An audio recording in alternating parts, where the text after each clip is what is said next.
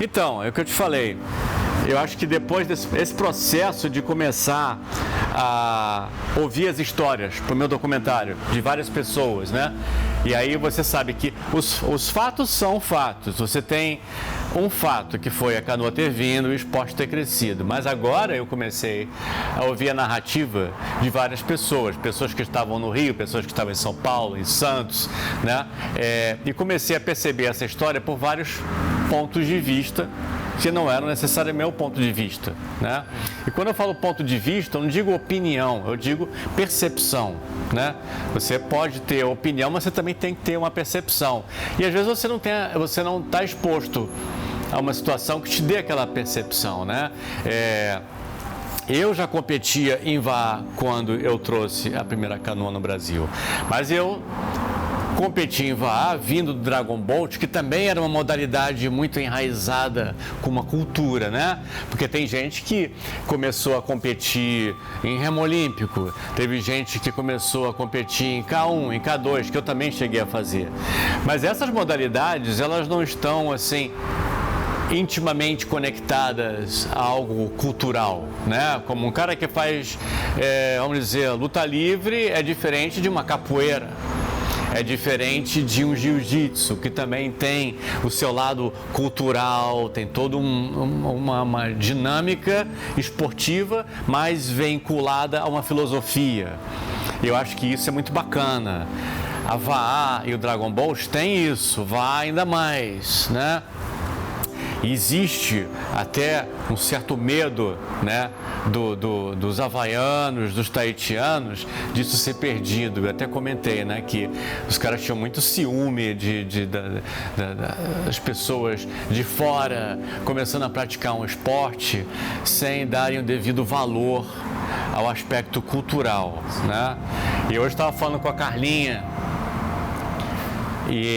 do VA Brasil, né, Canoa Brasil.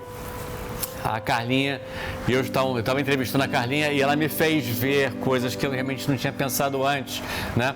E é o que eu falei, a integração que a gente tem numa equipe, as 6 pessoas que estão numa canoa, essa integração tem que existir entre as pessoas de um clube e entre as pessoas de vários clubes. Sim. Entendeu? Nós somos uma micro, uma macro, grupos.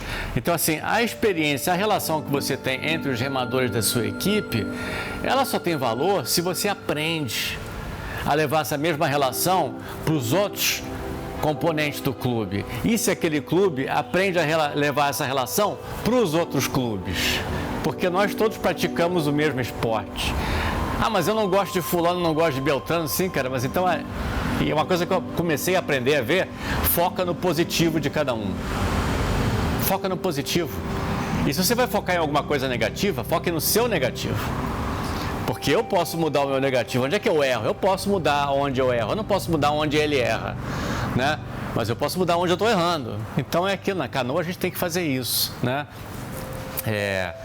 Outro dia eu estava remando lá em Peruíbe e eu até não troquei de lado numa troca, né? E aí depois que a gente acabou de remar, eu pedi desculpas. Olha, eu esqueci de avisar vocês, mas eu muitas vezes não troco de lado num hut, porque eu sinto que a ama está pipocando, ela vai virar. E eu devia ter avisado vocês, porque eu não gosto de tirar a concentração da equipe.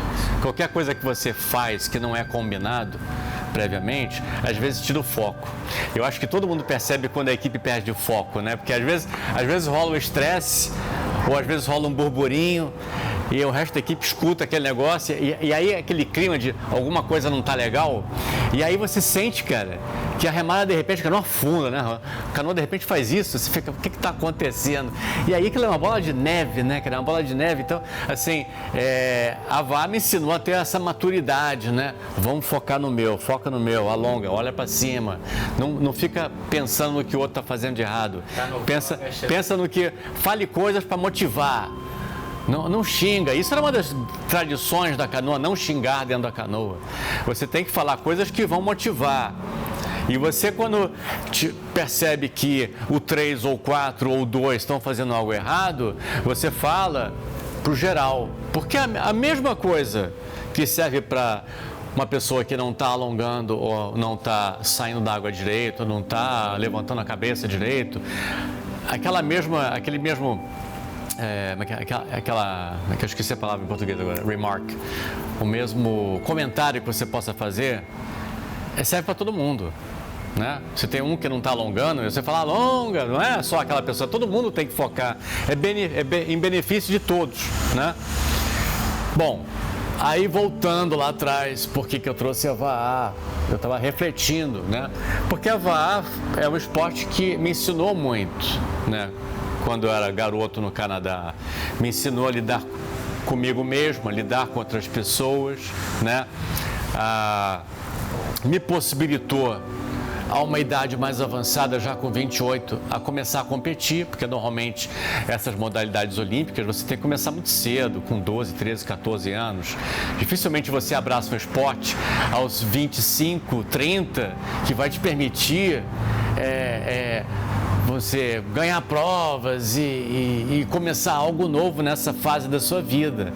E a VAA permite isso, né? Você pode começar a competir aos 40, aos 50, aos 60, né? Você pode começar a competir sendo um para-VAA, né? Você pode estar vindo de uma doença e abraçar esse esporte.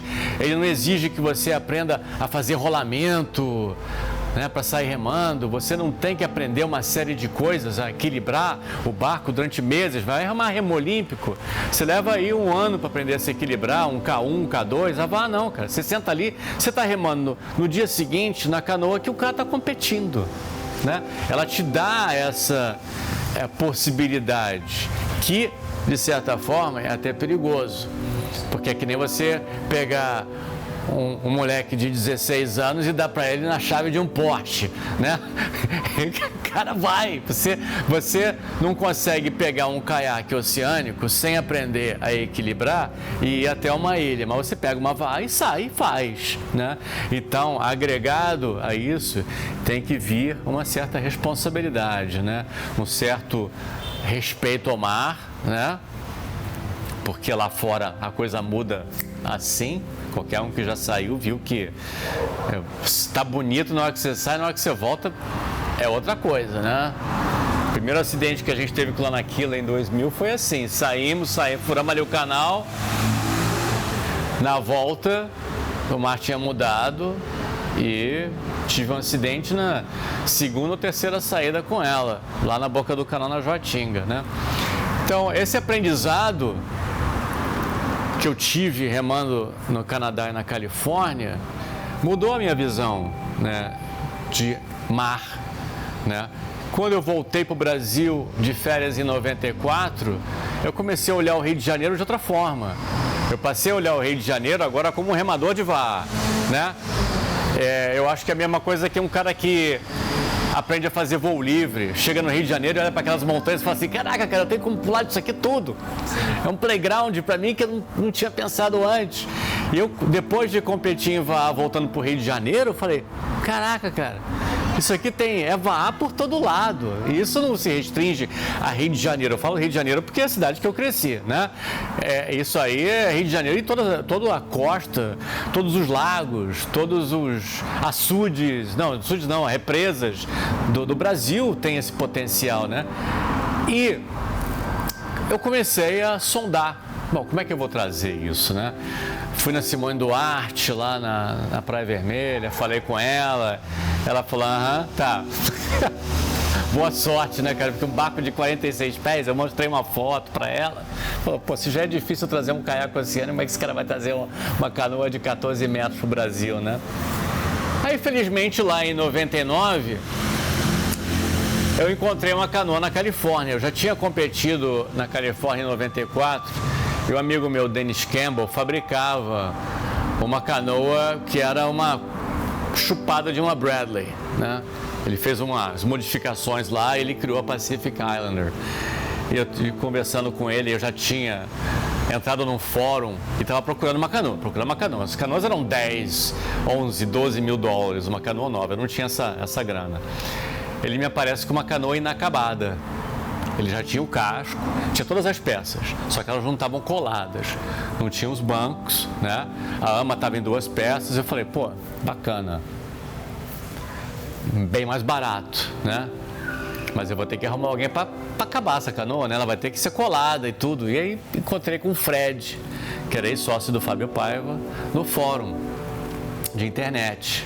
Fórum de internet naquela época era bem diferente de hoje, né? Era tudo só comando de linha, você via um pseudônimo ali, você não via a foto da pessoa, tinha pouquíssima informação, era, sei lá, o nome, era tipo game, né? Coisa de game, né? Você via um nomezinho assim, Fred, oi pessoal, tô aqui procurando em inglês, né? Looking for an outrigger. Aí eu cheguei lá, eu já acabei de comprar um na Califórnia, e vocês estão aonde? Estamos no Brasil, porra, aí entrei em contato com o Fred. Aí vim pra cá, vim pra Santos correndo, né? Encontrei com o Fábio Paiva, falei, cara, eu comprei uma VAA, eu já tô competindo há anos, né? Por que a gente não se junta? Porque pra mim ia ser fantástico. Ele acaba de fazer a canoa, ele faz uma cópia, porque a peça ainda não colada é ideal para você fazer uma cópia, né? Você tem os encaixes macho fêmea, né? Você não precisa fazer nada, você só pega a peça, faz ali uma cópia, depois você cola tudo. Aí fechou, né? Porque ia ser perfeito. Eu só tinha que arrumar um jeito de trazer a canoa agora. Detalhe, né? Porque você liga para as transportadoras, preciso trazer uma canoa. Não, fácil, a gente faz. Não, você não está entendendo. A canoa tem 14 metros. Mas assim, que tamanho? O comprimento de um mastro. Aí a pessoa, não, a gente não transporta isso. Por sorte, o Fred conseguiu um navio que fazia carga on deck, carga solta, né? Mas aí eu tive que encaixotar lá naquilo, né? Mas consegui trazer, né? E eu me senti na responsabilidade, já que eu já tinha essa experiência de anos, né? E ainda mais Califórnia e Vancouver, né? Que é onde se pratica muito. O pessoal tem uma relação muito estreita com o Havaí, né? Porque dali para o Havaí é um voo de 5 horas. Então o pessoal na Califórnia, o pessoal em Vancouver vai para o Havaí como a gente vai para Fernando de Noronha, como o pessoal vai para Porto de Galinhas, no Nordeste. É a mesma distância, como você vai para Buenos Aires. É um voo curtíssimo. Então as pessoas vão muito. E como tem muito remador que compete no Havaí, canadense, e até técnicos que vão e treinam equipes no Havaí e vice-versa, existe uma compreensão muito forte do que é a cultura ligada, né? Então, quando você vai para o Canadá ou para a Califórnia, você vê que as pessoas fazem amarra diamante, fazem amarra Yakuama, né? Elas respeitam as tradições de a canoa nunca ficar de costas para o mar, né? De você não passar por cima da canoa, né? E não ficam questionando, por que eu tenho que fazer isso? Faz porque é etiqueta, é cultural e a gente respeita isso. Então, pode continuar? Pode. Eu me senti, de certa forma, na obrigação de trazer o esporte, né? Que eu digo trazer o esporte, trazer essa cultura junto com a canoa. Porque se é muito fácil alguém chegar, vou pegar uma canoa havaiana, trazer uma canoa polinésia, desculpa aí pessoal da canoa, vá trazer para o Brasil e não compreender a carga cultural que aquilo ali tem. E simplesmente pegar, parafusar um iaco numa vai, entendeu? E usar ela como se fosse qualquer barco de fibra de vidro, sem vir com toda essa bagagem cultural. Então, como eu já tinha essa minha relação com a canoa, eu quis que isso viesse para o Brasil. Então, eu fiz um livro que está até atrás de você, que eu apresentei na feira de esportes. Não, eu botei aqui, ó, vendo a minha mochila preta aí. Deixa eu dar. Quando eu resolvi apresentar a canoa no Brasil, eu encomendei esse livrinho para uma amiga minha, Silvia Pucheu. E tinha uma foto aqui, que depois eu vou resgatar essa foto e colar aqui, que era uma foto com remos e vários artefatos havaianos e polinésios. Era muito bonita a foto, ela se perdeu. Mas então, eu fiz esse livro para a Feira de Esporte e Aventura em São Paulo, né? E nesse livro eu explicava a origem da canoa, né? A definição. Aí começa com uma canoa vela, porque é a canoa que foi usada para desbravar os mares, né? Da Polinésia. Aí eu fui explicando, assim, de uma maneira bem ilustrativa, os nomes das partes da canoa. Você tem que lembrar que isso aqui foi em 2000, nunca ninguém tinha visto uma canoa polinésia, a não ser a garotada da minha idade que via a abertura de Havaí 5.0 ou quem assistiu os filmes do Elvis Presley, né? Mas assim, nunca ninguém sabia que isso aqui chamava vavaá, que isso aqui era uma ama, que isso aqui era um iaco. Então eu fiz esse livro para as pessoas na feira. Isso era uma foto ou isso Eram tudo fotos, são fotos, eu fiz esse livrinho para as pessoas na feira sentirem, cara, isso aqui tem uma bagagem cultural, olha só, tem um kahuna aqui, ele está abençoando uma canoa. Pô, que bacana. Então, eu queria que as pessoas entendessem que isso aqui não é o esquife de remo, não é um K4 olímpico. Isso aqui é uma coisa que você tem que olhar com muito carinho, porque é o jiu-jitsu, é a capoeira, sabe? Você não pega uma roda de capoeira e bota um iPhone com musiquinha no lugar do berimbau e põe um capacete no lutador. Você não faz isso, sabe? Porque você respeita a bagagem cultural que a capoeira tem, né? Assim como todas as artes marciais, você respeita isso, né? Toda aquela tradição do cumprimento, né? Das faixas, da graduação, da filosofia, né? Então eu queria que isso viesse, mesmo mostrando aqui a canoa vela. Então, não é só uma canoa, ela também veleja, né? Aí eu mostrei aqui as canoas em várias condições de mar. Junto com isso, eu deixei lá um vídeo da Molokai rolando. Então o pessoal estava vendo a prova da Molokai no vídeo e esse livrinho eu amarrei no iaco da Lanakila para as pessoas verem, irem folheando. Deixei ali. Quem tinha interesse em ver chegou e viu, né?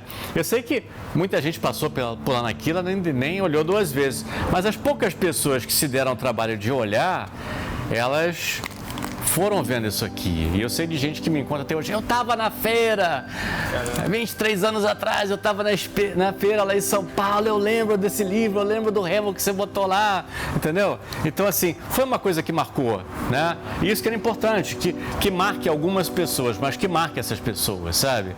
Porque é uma pessoa que na feira conhece a VAA que abraça o esporte e vai fazer a diferença. Uma pessoa faz diferença quando ela quer, né? Então, eu fui mostrar. Esse livro aqui eu resgatei há pouco tempo, que um amigo meu, Paulo Correia, de Brasília, que aliás a primeira V1 a vir para o Brasil, eu trouxe dentro de Lanakila. Uma V1 de Moana Nui, Nova Zelândia, com leme, que era vendida na Califórnia com o nome de Sea Predator. Aí quando eu estava com o Denis, eu falei, eu vou levar a canoa inteira para o Brasil, vou botar uma V1 dentro, cara. Né? Aí ele me vendeu uma V1. E é engraçado que as V1 hoje em dia estão ficando parecidas com a V1 de 23 anos atrás. O iaco tubular, o cockpit. É assim, ninguém reinventa a roda, né, cara? A coisa vem e vai, vem e vai. É claro que o iaco é um pouco diferente, os materiais são outros, né? E essa V1 ficou com ele? Tá comigo. Tá com você também. Tá comigo no Rio, o Geninho tá reformando. Aí eu mostrei a amarra, né? Tô mostrando que são as amarras. Eu explico as posições de cada remador, né? Que cada posição tem de responsabilidades, né? Eu ilustro os acidentes, aqui os revezamentos. Eu fiz muita prova de revezamento e para mim uma das favoritas é fazer prova de revezamento. Catalina, Porquerolles na França, várias provas no Canadá também tinham revezamento. Um rule, é óbvio, né? Tem que mostrar um rule. E aí fui falando como é que ia ser o Outrigger no Brasil, né? Que eu, em 99, eu criei o Outrigger Rio Clube e o site. Antes da Lanakila chegar, eu já criei o site e o órgão para já ter oficialmente perante a IVF. Na época não era IVF, era IPCF, que era International Polynesian Canoe Federation. Mas como sempre houve um movimento voltando ao cultural, para se usar um nome, uma nomenclatura que fosse da Polinésia e não apenas em inglês, né? A IPCF mudou o nome para IVF, que virou International VAA Federation, né? E eu registrei o Brasil na IVF em 99. Eu tenho uma carta da IVF onde eu registro o Brasil como integrante da IVF. Aí, só antes da Lana Aquila chegar. Aí, eu comecei a ABRA, que era a Associação Brasileira de Outrigger. Eu usei Outrigger porque eu tinha muito contato na Califórnia, né? E no Canadá. E eu queria que nas buscas aparecesse Outrigger no Brasil, né? Nas buscas de internet. Então eu podia ter usado o VAA e queria ter usado o VAA, mas por uma questão de divulgar dentro da comunidade que eu já conhecia, que as buscas normalmente eram em inglês, eu optei por usar o Outrigger. Mas eu, em pequenininho assim, lá naquilo, eu já tinha lá Rio VAA, Rui Roi, escrito nela, para já, né, dizer que é uma VAA. Isso aqui era eu competindo na Califórnia em 94 com a minha equipe. Eu comecei a remar na Malia, que é uma categoria diferente da Longboat. A Malia é uma categoria que nasceu de uma canoa que foi exibida na Califórnia. Essa canoa sumiu, né? Essa canoa sumiu e depois apareceram cópias em fibra. Isso deu mó auê na Califórnia na época. E aí surgiu a categoria Malia, né? E eu comecei a competir na Malia antes de ir para Longboat. Isso é minha equipe na Califórnia em 94. Então é isso, eu fiz esse livreto aqui para mostrar pro pessoal o que era, né? E ele tem cópias? Ele tem? Não, isso é filho único de mãe solteira. Então, essa foi a primeira V1 que veio pro Brasil. Veio dentro de Lana Aquila. E o Geninho começou a fazer essa V1 em 2001, 2002. Ele começou a produzir. A primeira V1 feita no Brasil foi essa. E a primeira pessoa a ter uma V1 foi o Paulo Correia em Brasília, porque ele se mudou para Brasília, ele queria continuar remando VAA. Então ele encomendou a primeira V1 do Brasil lá. Foi para Brasília. Depois a gente fez mais 3. Então tinha um presentinho dentro. Um Kinder Ovo. Um Kinder Ovo. Deixa eu só atender aqui a Silvia. Claro. Então, aí Lana Aquila sofreu um acidente em 2015, junto com o Rei Rei. Elas estavam emprestadas para um clube na Barra da Tijuca, né?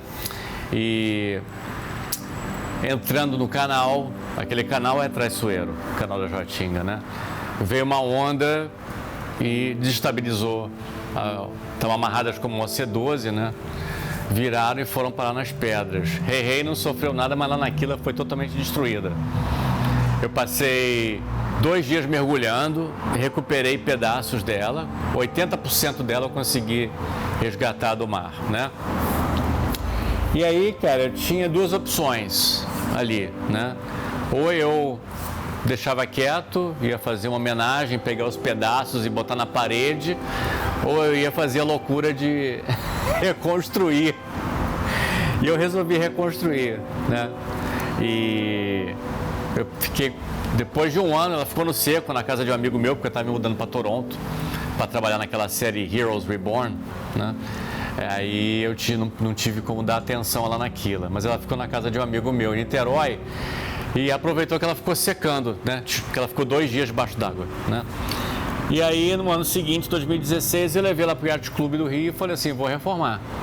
Reformar não, né? Reconstruir, porque não é reformar, né?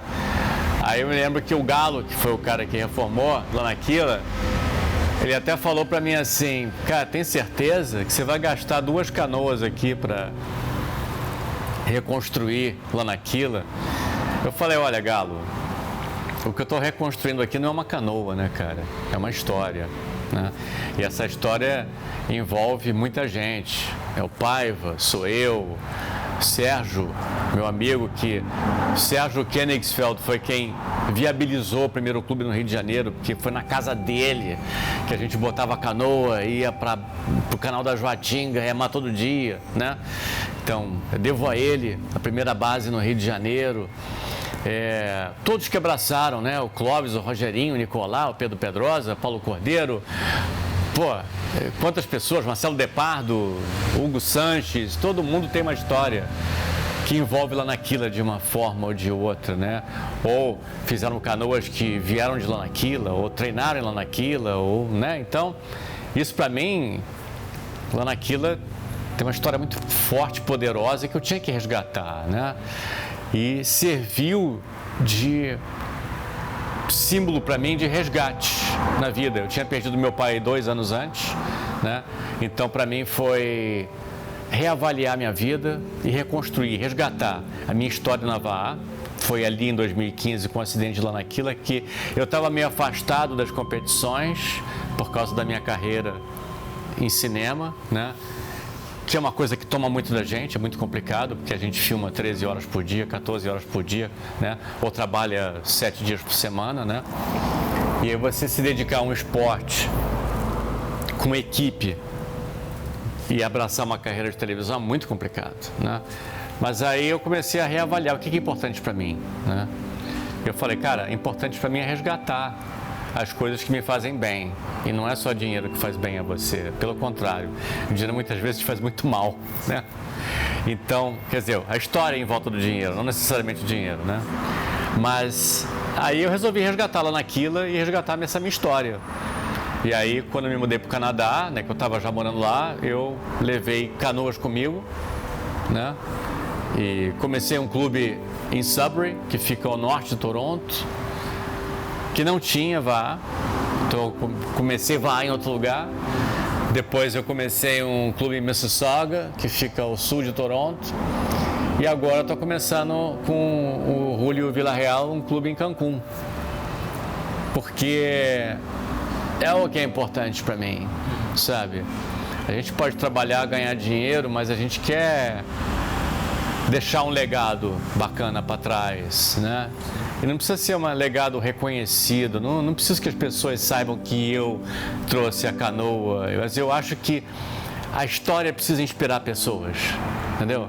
As pessoas precisam olhar para uma história e falar, caraca, ele fez, eu também posso fazer. Que seja outra coisa, mas você precisa olhar para alguém que fez algo.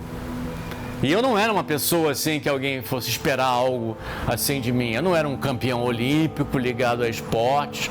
Eu era um cara que aos 17, 18 anos fumava pra caramba, bebia pra caramba, não era nenhum atleta, né? E de repente a VAA, um poucos anos antes eu comecei a ter uma vida mais esportiva, mas a VAA selou, né? Essa paixão com o esporte para mim, esse estilo de vida. Foi um agente modificador para mim e eu sei que é para muita gente, né? Então, essa minha história, eu acho que ela tem que servir para inspirar outras pessoas, sabe? Porra, eu também sou capaz de fazer isso, cara. O Ron não é nada demais, eu não sou super inteligente, não sou super dotado de poderes, nem sou dotado de determinação. E todos nós podemos ter determinação, é só a gente não se distrair. Foco, tenha foco por alguns meses da sua vida e você pode transformar a sua vida, né? Seja parar de fumar, né? Parar de beber, ou sei lá, cara. Porque a gente, existem muitas coisas desviando a gente de uma vida produtiva, né? Várias coisas que distraem a gente, mas existe sempre alguma coisa que nos inspira. E é por isso que eu falo assim pra garotada, não, eu vou me formar e vou fazer direito, só que não, cara, quer saber? Acaba a escola e vai dar uma volta ao mundo. Descobre quem é você, antes de você abraçar responsabilidades pro resto da sua vida. Você tem 10 anos para ter filho e ainda ser um bom pai. Você não precisa fazer isso saindo da escola. Você mal se conhece, cara. Se há 10 anos atrás era uma criança, você não sabe quem você é ainda. Então vá fazer isso. Descubra quem você é antes de abraçar coisas que vão te prender pro resto da vida. Para você não chegar aos 30, 40, 50 anos arrependido de não ter feito algo que você hoje em dia descobriu que gosta. Entendeu? Então abrace isso, né? Abrace se conhecer, né? E vá atrás daquilo que você acredita para você. Porque a pior coisa que pode acontecer é não dar certo. Mas você nunca vai se arrepender de não ter tentado, né? É aí. Cara, posso te dar um abraço? É claro. Tá já, obrigado por ter vindo. Obrigado mesmo. Obrigado mesmo. Ainda bem que eu esperei você. Cara, foi ótimo.